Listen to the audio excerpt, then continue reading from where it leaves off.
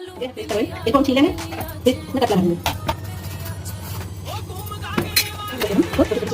इस तरोई की नई तरीके से कटी, जिस तरोई को हम छोटे छोटे टुकड़े में काट लेंगे और इसके अंदर का भाग निकाल के हम बाहर का गोली कर देते हैं इस तरह से, और इस तरह से इसके अंदर का भाग निकाल के अलग कर लेते हैं ताकि इसमें मसाला बनने की जगह हो जाए।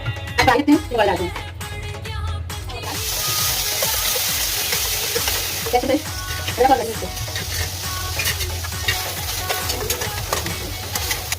इससे डालेंगे नमक, हल्दी, सब मसाला और धनिया पाउडर, इस तरह से फ्राई करेंगे। इस तरह से अब पूरी तवे को मसाले के साथ फ्राई कर लेते हैं। थोड़ा सा ऊपर से भुना हुआ जीरा और मिर्ची डालते हैं, थोड़ा सा आमचूर पाउडर डालेंगे। इस तरह से हम चम्मच की सहायता से इसको भून लेते हैं। ऐसे डालेंगे इसको धीरे से आगे चारों तरफ पकाएंगे। ऐसे रखते हैं 10 से 12 मिनट, तवे बनके तैयार हो गए।